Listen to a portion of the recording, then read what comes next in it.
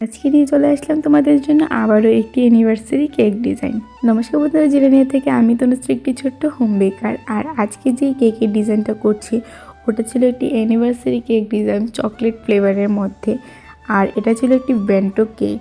তো এখানে আমি প্রত্যেকটা স্টেপ বাই স্টেপ লেয়ার বসিয়ে পুরো ক্রিম দিয়ে লেয়ারিং করে নিচ্ছি। আজকে কেকটা অর্ডার করেছিল একটি মেয়ে তার বাবা মার অ্যানিভার্সারির জন্য। তো এখানে আমি কিছুটা বলে দিয়েছিল হোয়াইট কালারের মধ্যে উপরে কিছুটা রেড কালার দিয়ে ফ্লাওয়ার বানিয়ে দিতে। আমরা সবাই জানি যে বেন্টো কেকের মধ্যে বেশি একটা ডিজাইন করা যায় না, যতটা সিম্পল রাখা যায় ততটাই। তো আমিও এখানে সিম্পলভাবেই ওর কথা মতো কিছুটা ডিজাইন করার ট্রাই করলাম। আমি প্রথমে পুরোটা কেককে লেয়ারিং করে ভালোভাবে সেট করে নিয়েছি। এখন ক্রিম দিয়ে ফাইনাল ফিনিশিং দিয়ে দিচ্ছি।